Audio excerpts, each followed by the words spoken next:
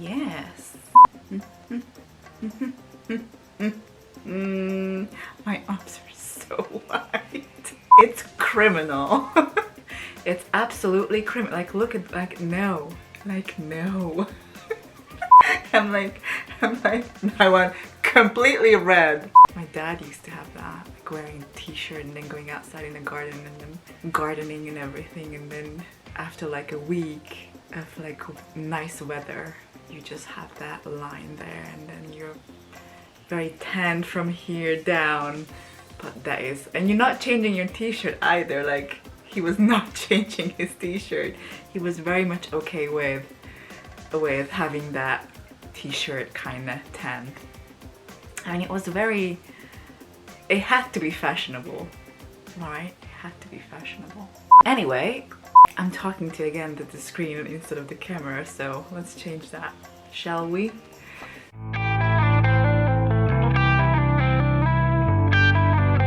Hi guys, I'm back, and it's been a while. It's been a while because I was working on, by the way, the second episode of my podcast, the In-Bri-tween, is out. I'm talking about airports as liminal spaces, and I'm sharing my story around it, and I also connect certain elements that I feel is relevant to the topic. Go check it out. I think I loved making it, and I had to dive deeper within myself to make it. That's why it took a little bit of time to release it, or to cut it in and release it. 6 weeks. Which I was thinking that I plan to do bi-weekly releases with the podcast, and I think now I'm not getting old, like I'm getting older, but not in a way. Like, I'm getting more attuned to myself and my needs and how I work and how I function and how I create. I realized that setting a plan for yourself is great, amazing, brilliant even. Executing that plan while you also navigate, healing and navigate to have a normal life and a social life and work and family and blah, blah, blah, all of those. Sometimes a plan is just a plan. You won't be able to execute, but it doesn't mean that you cannot adjust, right? So I had to adjust, and I found that I was not, what's the word? I was not cruel to myself, and I didn't have that demanding voice in my head that I have to make it work. So I just allowed myself to flow with it, to allow ideas to come to me, to allow, because I had a structure for it, but I found myself like I tried to like force myself in creating. And when you force something on a creative side, doesn't feel good. It might be something, can something come out of it as like good?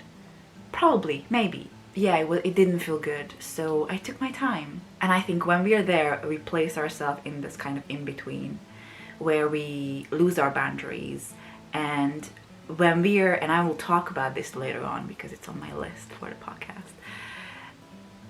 When you're in this creative in-between, I think we let those limitations that we put on ourselves loose, and you let yourself loose and your imagination loose, and literally not just your mind and your imagination, but everything within, and you just roam free, and you just bump into things. And you also, I think, have the space, because you cross over and you trespass. Do I want to finish anything that I just started talking about? So when you go in that in-between, or you place yourself in that in-between creatively, or creative in-between, your main aim should be to allow yourself to roam free, to allow yourself to trespass within, mind, body, and soul, and then everything in between. That starts to become a very overused phrase. I'm not sorry, I'm a little bit. So I found myself in there, and I think I just recognize that I'm very glad that I listened to my creative side rather than the wounded side of mine, or the orphan parts of mine that just started like, oh, you have to release something because the people waiting for it, it will be released anyway, so why not make it quality instead of quantity? So that was a very good way to, yeah, it was a very nice learning curve for me in the past 6 weeks. On the side that I also started receiving support on the processing side of things. So, and how I was also thinking about masking, because the one thing that I wanted to talk about here is masking, is the fact that now I feel like, because I had that endeavor, I also feel that I had an insight on masking, because I could really much be me with myself, and I could catch myself that, oh, it's actually so, and it's weird because I've been living my life fragmented for like so long and performing, and I just caught myself in moments of like, oh, it was really me, oh, it was very aligned, and I didn't want to change it constantly. And I think I was thinking about that masking is sort of like, you always going to unmask with yourself first, probably in isolation, like in the comfort of your home, and very possibly like by yourself, and you'll catch yourself in those moments and you're like, oh, that feels very good. And because you will feel very good, you'll feel like, I don't even know what you feel like, because I don't know, like I cannot put words into it. The one thing that comes to me is authentic, like, but it's so good, because if I cannot answer what it feels like, that means that I'm not intellectualizing, I'm actually feeling it and I'm actually embodying it. So good, hard work pays off. So when I literally cannot answer what it feels like, I cannot explain, that means that it's not here, it's here. So yes, when you are unmasking, first you will unmask with you in a safe space that you created here and around in the comfort of your home, as I said. And then when you are soaking up that energy of yours so much and you are ready to expand, I think you'll find people who you also feel safe with and you feel called to share your energy. And there might be a boo-boo here and there that you are still confiding in people who you thought you felt safe with, but their reaction will tell you whether you actually are safe with them or not. Also a learning curve, like if someone is not taking you in, oh, it sounds weird, if someone is not taking you in a way like your authentic self, that how you are, like your unmasked self, let's say it this way, then you should not be with those people in the first place. And I think that's just like a process of elimination. Is that the phrase? It's a phrase, I think. That means that you are, I cannot believe that I'm using that one.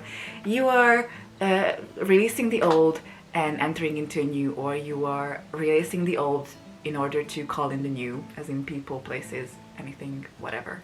So yeah, so you are then extending it on, or expanding your unmasked self on people that you feel safe with, and the right people who are actually love spending time with you and being in your energy, they'll connect with you no matter what. They'll want to spend, they're going to want to spend time with you, and it will strengthen your relationship with them anyway, no matter what. And then when you are feeling safe, unmasked with those people around you, then you'll expand it slightly, not fully, like, you know, like you're not gonna be like full. I mean, you could be. I'm like speaking from my experience, I cannot be just, I mean, I can sometimes, it depends. Anyway, let's stick with that one. You'll expand then on your micro environments like work, social gatherings, events, or anything that you go to, as like you have a little environment that you are spending time in or within. So yeah, that's on unmasking for me. Yeah, on that part that came to me. And then obviously you will be able to expand it just like I do right now online for the public, you'll have more energy, or let's call it energy. You'll have more space also to expand it on towards people you might not know yet. I don't know you guys, but I'm expanding it because I think it's also like unmasking is connected to visibility. So the fear of visibility will slowly dissolve.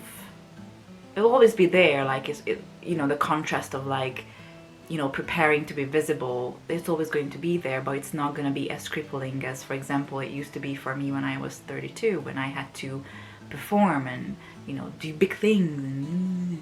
But I love that side of myself, and I'm very glad that she did that at the beginning. So yeah, that's been on the back burner of my mind, so I had to sit down and express it, express all of it, and share it with you all as a little nugget here on the online world. I think now, because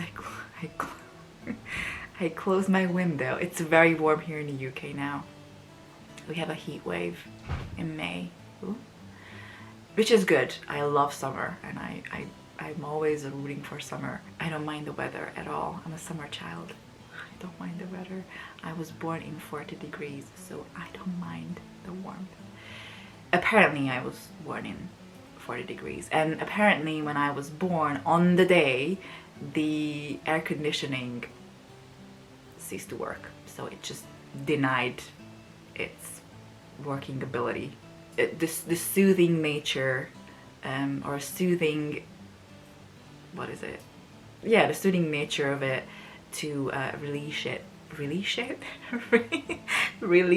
on the people. I don't know what my brain does right now, so I'll finish it up. So basically what I was trying to say is, I'll go now. So I'll keep it 15 minutes-ish. And yeah, I'm gonna be in a puddle. Like, I feel like I'm melting right now. So I need some fresh air, and I'll do that by opening up the window. But I didn't want to open up the window while I was talking to you guys, because there's a lot of noise.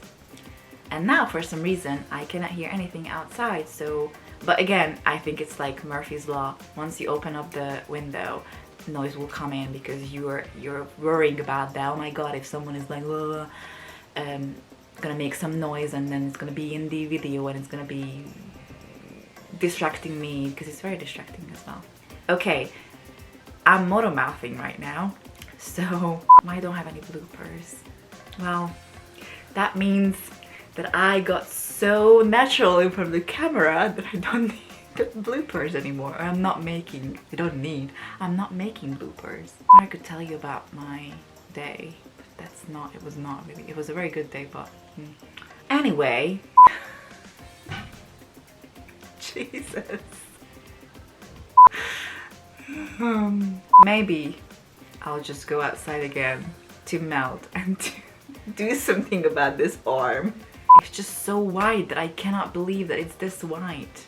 Anyway, I used to be called, what was my nickname? Snow White. I used to be, I cannot talk right now, because it probably brings back memories that was not very pleasant. Which were not very pleasant. That English literature bachelor degree is just not paying off right now. So I used to be called Snow White because I used to be so white throughout winter time, and well, I improved during summertime, but I'm considering that I'm a summer child, I should be a little bit more tan, should I? That's not guaranteed, is it? And there's an airplane now. So I'm glad that I kept the window shut. Alright, now I'll go. Please do check out the new episode of the In-Between, which is available on every platform. I haven't decided yet that what should be the third. Oh no, there's a third episode. The bonus episode is coming up. I'm not sure if I should spoil it. You'll be able to use it at airports. In your ears. I think I gave it away. I think it's a good hint. So this will be the third episode. The fourth episode, I truly don't know yet because I have a few ideas, but my brain is already even set out plans for the 10th episode, so sometimes I cannot really trust it. So I just trust myself, not my brain. Is there anything else? Yeah. Alright, I'm gonna say goodbye now. Please go out and be amazing and start having an honest conversation with yourself, how you can be authentic with yourself and being true to yourself when no one is watching. Alright. I shall talk to you soon, whenever it is time to talk to you. Alright. Bye.